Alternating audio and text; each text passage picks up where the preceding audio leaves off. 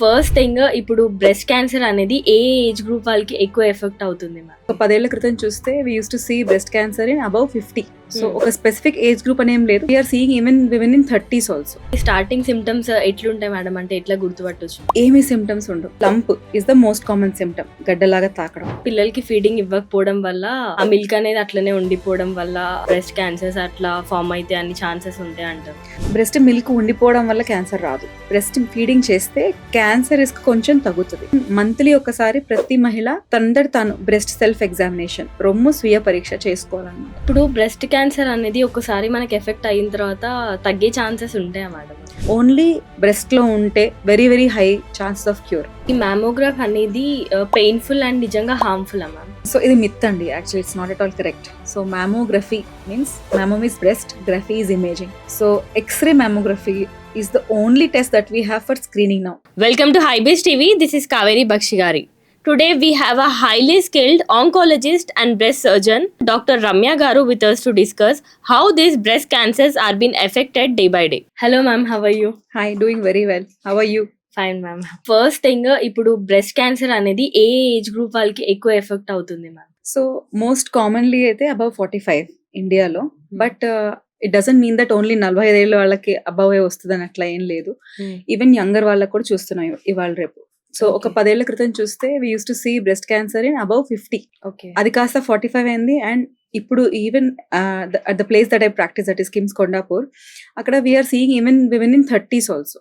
So ఒక specific age group అనేం లేదు. బట్ మోస్ట్ కామన్లీ మనం 40 అండ్ అబౌవ్ చూస్తాము. ఈవెన్ 30s లో కూడా ఇవాళ రేపు కామన్ అయింది. అదే మనం వెస్ట్రన్ కంట్రీస్ లో చూస్తే లైక్ యుఎస్ లో కానీ యూకేలో అట్లాంటి ప్లేస్ లో చూస్తే we're seeing them in above 55-60.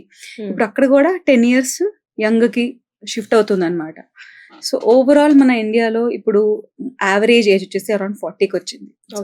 అందుకని screening we have to start quite early. అయితే స్టార్టింగ్ మనము క్యాన్సర్ వచ్చింది అంటే స్టార్టింగ్ సిమ్టమ్స్ ఎట్లుంటాయి మేడం, అంటే ఎట్లా గుర్తుపట్టొచ్చు? సో మొత్తానికి మొదలు అయినప్పుడు ఏమీ సిమ్టమ్స్ ఉండవు. అంటే అసలు బ్రెస్ట్ లో లంప్ కానీ నిప్పుల్ డిశ్చార్జ్ కానీ అట్లాంటివి ఏమి ఉండవు. కొంత పెరిగిన తర్వాత మాత్రమే సిమ్టమ్స్ వస్తాయి. సో గడ్డ కింద మారింది అని అంటే అట్లీస్ట్ ఆ టైప్ ని బట్టి it would have been there for at least 6 months to couple of years. అంటే రకరకాల sub types of breast cancers ఉంటాయి. ట్రిపుల్ నెగటివ్స్ అయితే కొంచెం ఫాస్ట్ గా పెరిగి they appear as a lump. And ER positive tumours కొంచెం స్లోగా అయ్యి లంప్ కింద ఫామ్ అవుతాయి అనమాట. So lump is the most common symptom, గడ్డలాగా తాకడం. అండ్ నిప్పుల్ లోపలికి వెళ్ళిపోవడం, నిప్పుల్ నుంచి వాటర్ లాగా కానీ బ్లడ్ లాగా కానీ డిశ్చార్జ్ అవ్వడం. పర్సిస్టెంట్ థిక్నెస్ ఆర్ రెడ్నెస్, అంటే మనకి అప్పుడప్పుడు దాని ర్యాష్ లాగా కూడా రావచ్చు. అలా వస్తుంది, తగ్గిపోతుంది కదా. అలా తగ్గట్లేదు ఆర్ ఒక ఏరియా ఆఫ్ ద స్కిన్ అంతా కూడా ఒకలాంటి ఆరెంజ్ తొక్కలాగా, పీల్ ఆఫ్ ది ఆరెంజ్ లాగా అనిపించడం, మందంగా అయిపోయినట్టుగా అనిపించడం, ఆర్ రెడ్నెస్ ఎక్కువ అవ్వడం, ఇట్లాంటివన్నీ ఉంటే కూడా all these could be symptoms of breast cancer. Present మన జనరేషన్ లో అయితే పిల్లలకి ఫీడింగ్ ఇవ్వకపోవడం వల్ల ఆ మిల్క్ అనేది అట్లనే ఉండిపోవడం వల్ల అది మళ్ళీ ఫ్యూచర్ లో బ్రెస్ట్ క్యాన్సర్స్ అట్లా ఫామ్ అయితే అన్ని ఛాన్సెస్ ఉంటాయి అంటారు. బ్రెస్ట్ మిల్క్ ఉండిపోవడం వల్ల క్యాన్సర్ రాదు. What you are probably trying to ask is, breast feeding చేస్తే క్యాన్సర్ రిస్క్ కొంచెం తగ్గుతుంది. ఆర్ ఇది ఎట్లా తెలిసింది అని అంటే యాక్చువల్లీ స్టడీస్ చేశారన్నమాట, అబ్జర్వేషనల్ స్టడీస్. వాటిల్లో ఎవరైతే అర్లీగా ప్రెగ్నెంట్ అయ్యి ఫీడింగ్ చేశారో వాళ్ళల్లో మిగతా అలా ఇవ్వని వాళ్ళతో కంపేర్ చేస్తే క్యాన్సర్ రేట్స్ తక్కువగా ఉన్నాయని అబ్జర్వ్ చేశారనమాట. సో బ్రెస్ట్ మిల్క్ ఉండిపోయి క్యాన్సర్ కింద అయితే కన్వర్ట్ అవ్వదు. అలాంటి that's not right thing. Okay, breast cancer వచ్చిందని అంటే ఎర్లీ స్టేజ్ లో మనము గుర్తుపట్టాలి, లేదంటే ఆ పేషెంట్ ని మనము ఒకవేళ హాస్పిటల్ తీసుకెళ్ళకుండా లాస్ట్ స్టేజ్ వరకు మనం అసలు గుర్తుపట్టలేము. సో అలాంటి ఛాన్సెస్ లో మనము ఏం చేయొచ్చు మేడం? బ్రెస్ట్ సిమ్టమ్స్ అన్ని వచ్చేదాకా వెయిట్ చేయకూడదు. రెగ్యులర్ గా మనం చెక్ చేసుకుంటూ ఉండాలి. ఇప్పుడు ఒకప్పుడు షుగర్స్ చెక్ చేసుకునే వాళ్ళమా? 20 years బ్యాక్ ఎవరు షుగర్స్ చెక్ చేసుకునే వాళ్ళు కాదు. బట్ ఇప్పుడు ఇవాళ రేపు మనమే సంవత్సరానికి ఒకసారి వెళ్ళి హెల్త్ చెకప్ అని షుగర్స్ టెస్ట్ చేసుకుంటున్నాం. ఎందుకు? We have accepted that breast అది sugar number of diabetes patients ఎక్కువ అయ్యారని మనం యాక్సెప్ట్ చేసాం కాబట్టి we're testing HbA1c sugar test చేసుకుంటున్నాం.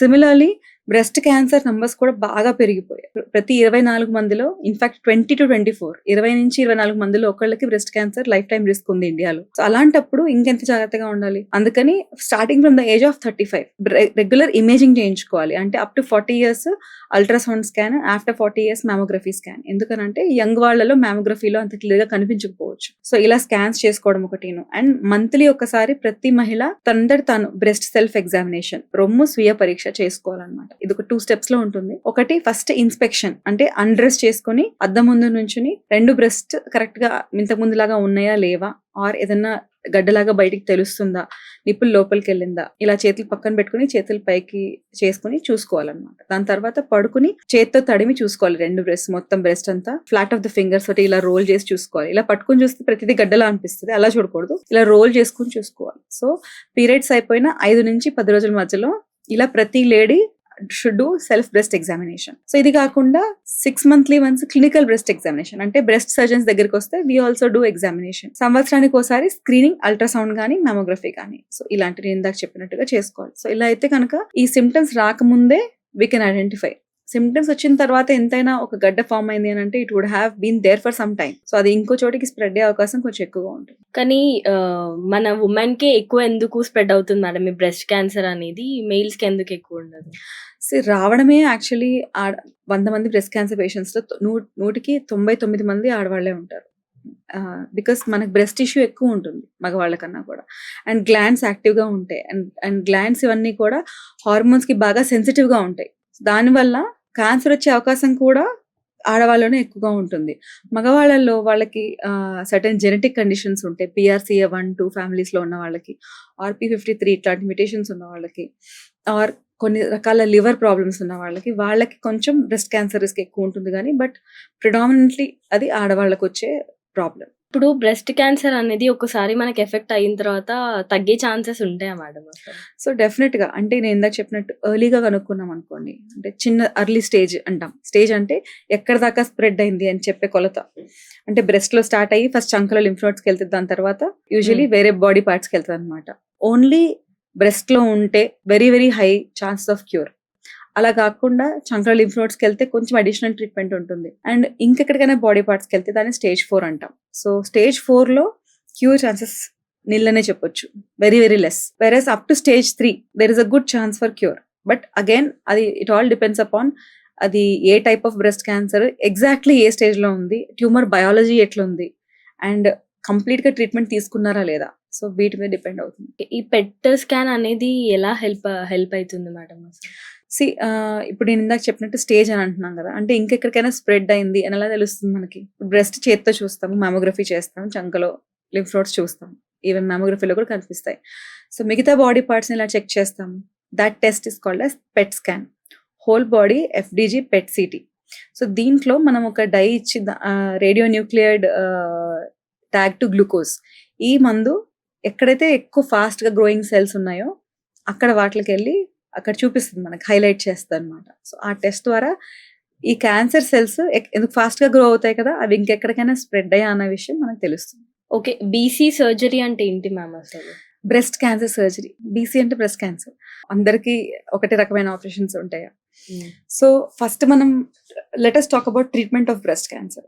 ఓకే, పేషెంట్ కి గడ్డ తెలిసింది, వాళ్ళు మా దగ్గరికి వచ్చారు, ఏం చేస్తాం వాళ్ళని? So first imaging, clinical examination చేస్తాం, అంటే నేను చేయి పెట్టి చూస్తాను. దాని తర్వాత we're going to send the patient for imaging, either ultrasound కానీ మామోగ్రఫీ కానీ, depending on the age group, and additional testing if needed. ఇదైన తర్వాత మనం బయాప్సీ చేస్తాం. సో బయాప్సీలో ముఖ పరీక్షలో మనకి ఎటువంటి ట్యూమర్, అసలు ట్యూమర్ క్యాన్సరా కాదా, and A type of cancer అనే విషయం మనకు తెలుస్తుంది. సో ఇది నిర్ధారించిన తర్వాత పెట్ స్కాన్ చేస్తాం. సో పెట్లో ఇది ఎక్కడ దాకా స్ప్రెడ్ అయిందన్న విషయం తెలుస్తుంది. After we know type, stage, then comes the role of treatment. So ట్రీట్మెంట్లో రకరకాల టైప్స్ ఉన్నాయి, operations, chemotherapy, targeted therapy, immunotherapy, hormone therapy, ఇలా రకరకాలవి, అండ్ రేడియేషన్. సో అందరికీ అన్ని ట్రీట్మెంట్స్ అవసరం ఉండవు, depending on the type and stage. ఇప్పుడు సర్జరీ గురించి మాట్లాడదాం. సో అందరికీ బ్రెస్ట్ క్యాన్సర్ వస్తే రొమ్ము మొత్తం తీసేయాల్సిన అవసరం లేదు. లంప్ చిన్నగా ఉన్నా, ఆర్ ఇన్ఫాక్ట్ ఈ మధ్య కాలంలో ఈవెన్ పెద్దగా ఉన్నా సరే ఫస్ట్ కీమోథెరపీ ఇచ్చి చిన్నగా చేసి ఓన్లీ ఆ గడ్డ మట్టుకు విత్ గుడ్ మార్జిన్స్ తీసే సరిపోతుంది అనమాట. దాన్ని మనం బ్రెస్ట్ కన్జర్వేషన్ సర్జరీ అంటాం. మొత్తం బ్రెస్ట్ తీస్తే మాస్టెక్టమీ అంటాం. అంటే కొంతమందికి చాలా ఎక్స్టెన్సివ్ గా డిజీజ్ ఉంటుంది, ఆర్ ప్రీ క్యాన్సరస్ చేంజెస్ ఉంటాయి other areas of the breast లో, అట్లాంటప్పుడు బ్రెస్ట్ తీస్తాం. సో ఇది బ్రెస్ట్ ఆపరేషన్. చంకల్లో కూడా లింఫ్ నోడ్స్ కంపల్సరీగా ఎవాల్యుయేట్ చేయాలి. సో లింఫ్ నోడ్ కి స్ప్రెడ్ లేదు అని అనుకుంటే సెంటినల్ లింఫ్ నోడ్ బయాప్సీ అని చేస్తాం. లింఫ్ నోడ్ స్ప్రెడ్ ఉంది అని అంటే యాక్సిలరీ క్లియరెన్స్, అంటే మొత్తం లింఫ్ నోడ్స్ అన్ని క్లియర్ చేస్తాం. So this is the basic surgery for breast cancer. ఒకవేళ గడ్డ చాలా పెద్దగా ఉండి స్టిల్ మనం బ్రెస్ట్ ప్రిజర్వ్ చేయాలనుకుంటే ఆంకోప్లాస్టిక్ టెక్నిక్స్ వాడి చుట్టుపక్కల నుంచి టిష్యూ తీసుకుని ఫ్లాప్స్ కింద పెడతాం. ఒకవేళ బ్రెస్ట్ మొత్తం తీసేస్తే వాళ్ళకి సిలికాన్ ఇంప్లాంట్స్ కానీ డిస్టెంట్ ఫ్లాప్స్ కానీ పెట్టి హోల్ బ్రెస్ట్ రీకన్స్ట్రక్షన్, అంటే మళ్ళీ బ్రెస్ట్ లాగా అపియర్ అయ్యేలాగా రీకన్స్ట్రక్ట్ చేస్తాం. So this is about surgery. ఇది కాకుండా మనకి అదర్ ట్రీట్మెంట్స్ ఉన్నాయి. So chemotherapy, targeted therapy, radiation ఇట్లాంటివి కూడా. ఓకే. ఈ మ్యామోగ్రాఫ్ అనేది పెయిన్‌ఫుల్ అండ్ నిజంగా హార్మ్‌ఫుల్లా మ్యామ్? సో ఇది మిత్ అండి. Actually it's not at all correct. So mammography means mammo means breast, graphy is imaging. So x-ray mammography is the only test that we have for screening now. Of course ultrasounds కూడా చేసుకోవచ్చు. So pain ఏమీ లేని వాళ్ళకి మనం mammography చేస్తే వాళ్ళకి mammography వల్ల ఏం పెయిన్ రాదు. బట్ ఆల్రెడీ పెయిన్ ఉందనుకోండి, అలాంటప్పుడు ముట్టుకుంటే కూడా పెయిన్ వస్తుంది కదా. సో అలాంటి వాళ్ళకి it may cause some pain. So mammography is not painful if done correctly. And second thing that you asked is ఇది హార్మ్ఫుల్లా? బికాస్ మనం రేడియేషన్ ఎక్స్రే చేస్తున్నాం కదా, ప్రతి ఇయర్ చేయించుకుంటే దీనివల్ల ఏమైనా రేడియేషన్ రిస్క్ ఉంటుందా అని చాలా మంది మైండ్స్ లో ఉంటుంది. సో 10,000 మ్యామోగ్రఫీస్ చేస్తే అట్రిబ్యూటబుల్ రిస్క్ అంటే ఒక ఇద్దరికో ముగ్గురికో మాత్రమే బ్రెస్ట్ క్యాన్సర్ రిస్క్ పెరుగుతుంది మ్యామోగ్రఫీ వల్ల. 10,000 స్కాన్స్ చేస్తే. సో యాక్చువల్లీ వర్చువల్లీ నిల్ అని చెప్పొచ్చు. అండ్ యాజ్ ఆఫ్ టుడే ఇంకో ఆప్షన్ లేదు. మనం if we want to protect our cells from the complications of breast cancer మ్యామోగ్రఫీయే చేసుకోవాలి. రేడియోథెరపీ అంటే ఏంటి మ్యామ్ అసలు? సో నేను ఇందాక చెప్పినట్టు రకరకాల ట్రీట్మెంట్స్ ఉన్నాయి. Chemo and radiation. రేడియేషన్ అంటే ఎక్స్రేస్ మనం మెషిన్స్ ద్వారా ఆ సర్జికల్ సైట్లో అంటే బ్రెస్ట్ అండ్ చంకల్లో కానీ సూప్రాక్లావిక్యులర్ ఏరియా కానీ మనం ఆ ఎక్స్రేస్ని ఎక్స్పోజ్ చేసి రెసిడ్యువల్ క్యాన్సర్ సెల్స్ కానీ ప్రీ క్యాన్సర్ చేంజెస్ కానీ మిగిలిపోయి ఉంటే కనుక వాటిని చంపేయడానికి వి యూజ్ రేడియేషన్. సో అలాగే కీమోథెరపీ. కీమోథెరపీ అంటే ఐదర్ టాబ్లెట్స్ రూపంలో కానీ ఇంజెక్షన్స్ రూపంలో కానీ మనం మందులు ఇస్తాం. Surgery and radiation only breast చంకల్లో మాత్రమే పనిచేస్తాయి కదా, లోకల్ ట్రీట్మెంట్స్ అంటాం వాటిని.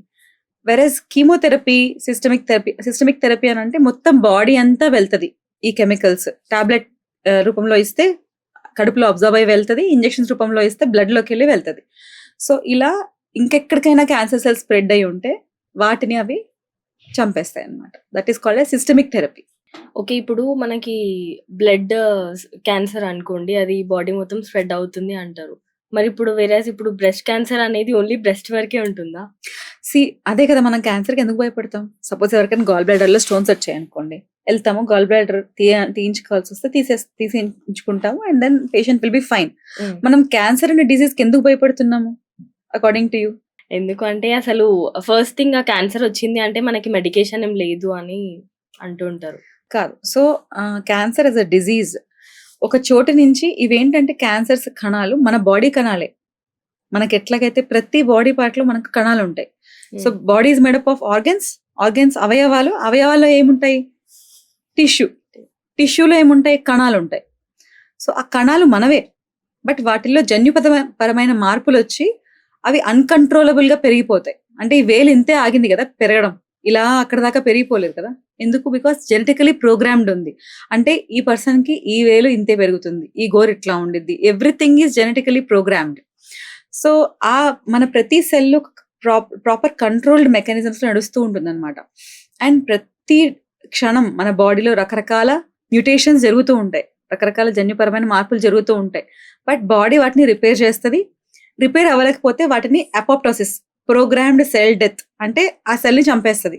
దట్ ఈస్ హౌ మన బాడీ మనల్ని అనవసరపు ప్రాబ్లమ్స్ నుంచి డైలీ ప్రతి సెకండ్ కాపాడుతూ ఉంటుంది. So we have that mechanism inbuilt. ప్రతి ఒక్క మనిషిలో ఆ మెకానిజం, ప్రతి ఒక్క సెల్లో ఆ మెకానిజం ఉంటుంది. సో క్యాన్సర్ సెల్స్ ఏంటంటే ఇవి ఆ అపోప్టోసిస్, ప్రోగ్రామ్డ్ సెల్ డెత్, అది కూడా జీన్స్ ద్వారానే డిటర్మైన్ అయి ఉంటుంది. ఆ జీన్స్ వీటిలో మ్యుటేషన్ అయి ఉంటాయి. అంటే ఆ డెత్ అవ్వకుండా అవి అడిషనల్ మ్యుటేషన్స్ గెయిన్ అయ్యి అన్కంట్రోల్డ్ గా గ్రో అయిపోతాయి అన్నమాట. సో అవి బ్రెస్ట్ గ్లాండ్ టిష్యూలో వస్తే మనం దాన్ని బ్రెస్ట్ క్యాన్సర్ అంటాం. సో అన్కంట్రోల్ గా గ్రో అవ్వడమే కాకుండా ఒక చోటు నుంచి ఇంకో చోటికి స్ప్రెడ్ అవుతాయి. అంటే బ్రెస్ట్ లో వస్తే అక్కడి నుంచి చంకలోకి, బ్లడ్ లో ఇంకెక్కడికో. Not only that, for example అవి లివర్ రీచ్ అయ్యాయి అనుకోండి, యాక్చువల్లీ నార్మల్ సెల్స్ లివర్ లో గ్రో అవ్వలేవు కదా, ఓన్లీ లివర్ సెల్స్ లివర్ లో గ్రో అవ్వగలుగుతాయి.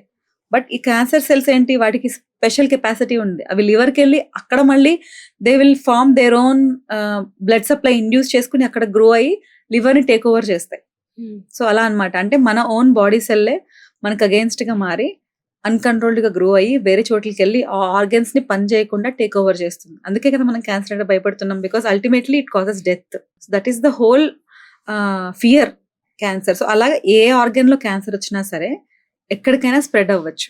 ఆ డిసీజే అట్లాంటిది. ఓకే. అసలు ఇప్పుడు మనము నార్మల్ పీపుల్ అండ్ క్యాన్సర్ పేషెంట్స్‌కి డిఫరెన్స్ ఏంటి మ్యామ్ అసలు? వాళ్ళు ఎందుకంత భయపడతారు? క్యాన్సర్ పేషెంట్స్ కూడా మీరు మీలాగా నాలాగానే ఎవరో డిఫరెంట్‌గా లేరు. ఎవరికైనా క్యాన్సర్ రావచ్చు. రైట్? సో, డిఫరెన్స్ ఏంటి అనంటే వాళ్ళ బాడీలో ఆ పర్టిక్యులర్ సెల్ హ్యాస్ ఫార్మ్డ్. అంటే క్యాన్సర్ సెల్ ఫార్మ్ అయ్యి అది గ్రో అయ్యి స్ప్రెడ్ అవుతుంది. అంటే ఎక్కడి నుంచో డిఫరెంట్‌గా రారు కదా! Patients regular పీపులే. ఇంకెవరికొస్తాయి రోగాలు? మనకే వస్తాయి. సో, అలా ఈవెన్ అంటే మేబీ ఇండైరెక్ట్‌లీ మీరు అడిగేది రిస్క్ ఫ్యాక్టర్స్. ఎవరెవరికి రిస్క్ రావచ్చు ఫ్యాక్టర్స్. అని చెప్పి. కామన్‌గా ప్రతి క్యాన్సర్‌కి కొన్ని కామన్ థింగ్స్ ఉంటాయి. లైఫ్ స్టైల్ ఫ్యాక్టర్స్ అంటాం. అంటే సెడెంటరీ లైఫ్ స్టైల్, ఎక్సర్సైజ్ చేయకపోవడం, అధిక బరువు, ఒబేసిటీ అండ్ స్మోకింగ్, ఆల్కహాలిజం. ఇవాళ రేపు ఆడవాళ్ళలో కూడా స్మోకింగ్, ఆల్కహాలిజం బాగా పెరిగిపోయింది. So, these are definitely risk factors for everyone. Okay. ఇవి బ్రెస్ట్ క్యాన్సర్ కూడా రిస్క్ ఫ్యాక్టర్స్. ఇవి కాకుండా స్పెసిఫిక్‌గా బ్రెస్ట్ క్యాన్సర్‌కి apart from genetic conditions, familial conditions కాకుండా ఇంకొన్ని ఏంటంటే ఎర్లీ మెనార్కీ అంటే పీరియడ్స్ బాగా తొందరగా స్టార్ట్ అవ్వడం, లేట్ మెనోపాజ్ లేట్‌గా స్టాప్ అవ్వడం. Even yesterday I saw a lady 57 she still getting periods. ఒకప్పుడు ఇలా ఉండేది కాదు. 50 ఇయర్స్ కల్లా they used to have menopause. 57 is too late. So, ఇలా మెనోపాజ్ కూడా డిలే అవుతుంది. సో, దానివల్ల బ్రెస్ట్‌కి హార్మోన్స్ డ్యూరేషన్ ఆఫ్ ఎక్స్‌పోజర్ పెరుగుతుంది. అండ్ దీనివల్ల బ్రెస్ట్ సెల్స్ బాగా స్టిమ్యులేట్ అయ్యి they may turn into cancer cells. And child birth delay అవుతుంది. 35, 36 ఇట్లా కన్సీవ్ అవుతున్నారు. And lack of breast feeding, breast milk రావట్లేదు. అండ్ వచ్చినా చాలా మంది రకరకాల కారణాల వల్ల చేయట్లేదు. So, all these things also contribute to increased breast cancer. And prolonged hormone treatments, prolonged hormone replacement therapies more than 5 years తీసుకున్న వాళ్ళకు కూడా బ్రెస్ట్ క్యాన్సర్ రిస్క్ పెరుగుతుంది. బట్ ఇప్పుడు నాకు డైలీ నా దగ్గరకు వచ్చే పేషెంట్స్ ఎవరికి వీటిలో ఎటువంటి రిస్క్ ఫ్యాక్టర్స్ ఉండవు. అంటే నేను ఇప్పుడు చెప్పినట్టు జెనెటిక్‌గా ఫ్యామిలీస్‌లో లేదు. వాళ్ళు లావుగా లేరు, స్మోక్ చేయరు, డ్రింక్ చేయరు, పిల్లలున్నారు, పాలు తాపిచ్చారు, చిన్నప్పుడే పెళ్ళయింది, పనిచేస్తారు, ఊర్లో ఫార్మర్స్ పనిచేస్తారు. బట్ వాళ్ళకి కూడా బ్రెస్ట్ క్యాన్సర్ వస్తుంది. ఇవి కేవలం రిస్క్ ఫ్యాక్టర్స్. వీటి వల్లే వస్తుందని కాదు. మిగతా వాళ్ళతో కంపేర్ చేస్తే ఇట్లాంటి వాళ్ళకి ఎక్కువగా వస్తుంది. సో, చాలా మంది పేషెంట్స్‌లో దే ఆస్క్ మీ నాకెందుకొచ్చింది? అలాంటప్పుడు ఆన్సర్ ఒక స్పెసిఫిక్ ఆన్సర్ ఏమి ఉండదు actually. So, there are environmental toxins అంటే మనం తినే ఫుడ్‌లో కార్సినోజెన్స్ అసలు వాళ్ళ బాడీలో ఏమెళ్తున్నాయి? ఇవాళ రేపే ఎందుకు పెరిగింది? ఒక 10 years నుంచి బ్రెస్ట్ క్యాన్సర్ ఎందుకు number 1 cancer in the world అయింది? There so many questions to answer. But మనకి రైట్ నౌ అయితే ఆన్సర్స్ లేవు. క్యాన్సర్ అనేది మన ఫ్యామిలీలో ఎవరికైనా ఉంటే జీన్స్ వల్ల కూడా రావచ్చా మేడం? యాహ్! సో, వీటిని హెరిడిటరీ క్యాన్సర్స్ అంటాం. హెరిడిటరీ క్యాన్సర్స్ అంటే మనకి ఎట్లయితే మన ఆస్తులొస్తాయో అలా జీన్స్ కూడా వస్తాయి. సో, పేషెంట్ యొక్క పేరెంట్స్ కానీ గ్రాండ్ పేరెంట్స్‌లో అలాంటి జీన్స్ ఉంటే ఏ జీన్ మ్యుటేషన్ ఉందో దాన్ని బట్టి ఏ క్యాన్సర్స్ వస్తాయని మనం నిర్ధారించొచ్చు. ఫర్ ఎగ్జాంపుల్ బ్రెస్ట్‌కి అయితే BRCA1, BRCA2 breast cancer related jeans అన్నమాట ఇవి. ఇవి మోస్ట్ కామన్ జీన్స్. వీటిలో apart from breast cancer, ovarian cancer, peritoneal cancer, pancreatic cancer ఇట్లాంటివి కూడా వస్తాయి. సో, ఇవేంటంటే ఫ్యామిలీస్‌లో రన్ అవుతాయి. నార్మల్ పీపుల్‌కి life time risk, average life time risk ఒక పర్సన్‌కి అరౌండ్ 10-12% ఉంటుంది breast cancer risk. But people who have BRCA mutation 70-80% risk ఉంటుంది. బ్రెస్ట్ క్యాన్సర్ రావడానికి చాలా హై ఛాన్స్ ఉంటుంది.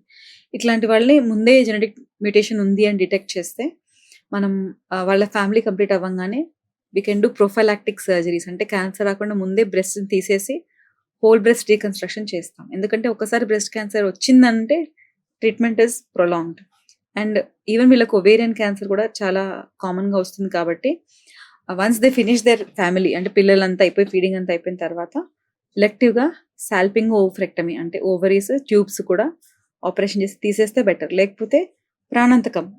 ఒవేరియన్ క్యాన్సర్ స్క్రీనింగ్‌కి ఇప్పుడు నేను చెప్పినట్టు బ్రెస్ట్ క్యాన్సర్‌కి అట్‌లీస్ట్ మామోగ్రఫీ ఉంది. ఒవేరియన్ క్యాన్సర్ స్క్రీనింగ్‌కి అంత క్లియర్ మెథడ్స్ లేవు. Because of that better to do prophylactic surgery అంటే ఏం ప్రాబ్లమ్ లేకుండానే కరెక్ట్ టైం డిసైడ్ చేసుకుని better to remove the organs that we know that are going to develop breast cancer. I mean ovarian cancer. అయితే ఇప్పుడు present జనరేషన్‌లో మనము చూస్తున్నాం చాలా మట్టుకి బ్రెస్ట్ క్యాన్సర్స్ అనేటివి చాలా కేసెస్ వస్తున్నాయి. సో, ఇప్పుడు మనం అది ప్రివెంట్ చేసుకోవాలంటే ముందు జాగ్రత్తగా ఏం చేయొచ్చు మేడం? సో నేను ఇందాక అంటే యాక్చువల్లీ అయితే ఇది చెయ్యండి బ్రెస్ట్ క్యాన్సర్ రాదు అని ఒక ఆన్సర్ అయితే లేదు. సర్వైకల్ క్యాన్సర్ కి అయితే హెచ్పివి వ్యాక్సిన్ తీసుకుంటే it can prevent. But breast cancer కి అట్లా వ్యాక్సిన్స్ లేవు because it's a life style disease. So main thing is life style. చిన్నప్పటి నుంచి అన్హెల్దీగా ఉండి ఇప్పుడు లాస్ట్ 2 years మనం వెయిట్ తగ్గితే మన రిస్క్ ఏం మారిపోదు. So the lifestyle has to build over years. చిన్నప్పటి నుంచే సెడెంటరీ లైఫ్ స్టైల్ లేకుండా ఆడుకోవడం, యాక్టివ్గా ఉండడం అండ్ హెల్తీ వెయిట్ మెయింటైన్ చేయడం and avoiding unnecessary substance abuses and trying to avoid processed foods. ఇంకొక థియరీ ఏంటంటే నవడేస్ మనం తింటున్న ఫుడ్లో రకరకాల కార్సినోజెన్స్ ఉంటున్నాయి, అంటే టాక్సిన్స్ ఉంటున్నాయి which are entering our body and causing not only cancers, రకరకాల బినైన్ ప్రాబ్లమ్స్ కూడా కాజ్ చేస్తున్నాయి. అట్లాంటివి కాకుండా ప్రాసెస్డ్ ఫుడ్ కాకుండా ఇంట్లో క్లీన్గా కుక్ చేసుకుని తినడం, avoiding eating outside food as well as processed foods as much as possible. So ఇట్లాంటివి మన చేతుల్లో ఉన్నవి. So many factors are not in our hands and yet to be proven. ఇంకా ఏం చేయొచ్చు అన్నది బ్రెస్ట్ క్యాన్సర్ విషయంలో అయితే ఇంకా మనకు చాలా ఇన్ఫర్మేషన్ తెలియాలి. ఇప్పుడు ప్రెజెంట్ ఈ జెన్జీ జనరేషన్‌లో చాలా మటుకి ప్యాడెడ్ బ్రాస్ అని డిఫరెంట్ టైప్ ఆఫ్ బ్రాస్ వేసుకోవడం వల్ల కూడా ఈ బ్రెస్ట్ క్యాన్సర్స్ ఇవన్నీ ఎఫెక్ట్ అవుతున్నాయని చూస్తున్నాం మనము. అది కూడా మిత్. సో బ్రా పని ఏంటి? బ్రెస్ట్ ఇస్ హ్యాంగింగ్, గ్రావిటీ నుంచి దాన్ని ఫుల్గా సాగ్ అవ్వకుండా సపోర్ట్ ఇవ్వడానికి వేసుకునే బట్ట. ఓకే, అది ఎటువంటిది వేసుకుంటున్నాం అనే దాని వల్ల క్యాన్సర్ అయితే రాదు. ఓకే, ప్యాడెడ్ వేసుకున్నా, అండర్ వైర్డ్ వేసుకున్నా, స్పోర్ట్స్ బ్రా వేసుకున్నా, ఎట్లాంటిది వేసుకున్నా దాని వల్ల క్యాన్సర్ అయితే రాదు. ఒకటేంటంటే if the material that is being used చాలా చీప్ క్వాలిటీ ప్లాస్టిక్ మెటీరియల్ ఎక్కువ ప్రొలాంగ్డ్ గా వాడుతూ, కొంతమంది ఎప్పుడు చూసినా కూడా ఆ రెగ్జిన్ టైప్ ఆఫ్ అట్లాంటి కంటామినేటెడ్ అండ్ లో క్వాలిటీ మెటీరియల్స్ వాడితే అది క్రానిక్ గా ఎక్స్పోజర్ ఉంటే సమ్ స్టడీస్, అంటే it's not a proven thing, some studies have shown that, research has shown that అది స్కిన్ ద్వారా ఎంటర్ అయ్యి కొంత రిస్క్ పెంచుతుందని. But this is not a proven thing. But wired వేసుకున్నా, ప్యాడెడ్ వేసుకున్నా, వేసుకోకున్నా, నైట్ వేసుకుంటే, టైట్ వేసుకుంటే ఇట్లాంటి వాటి వల్ల బ్రెస్ట్ క్యాన్సర్ అయితే it's not proven to be caused. Okay, ma'am. Really, thank you so much for sharing such a great information with us. Thank you so much, ma'am. So I'll be back with next doctor podcast. So until then, keep watching. Signing off.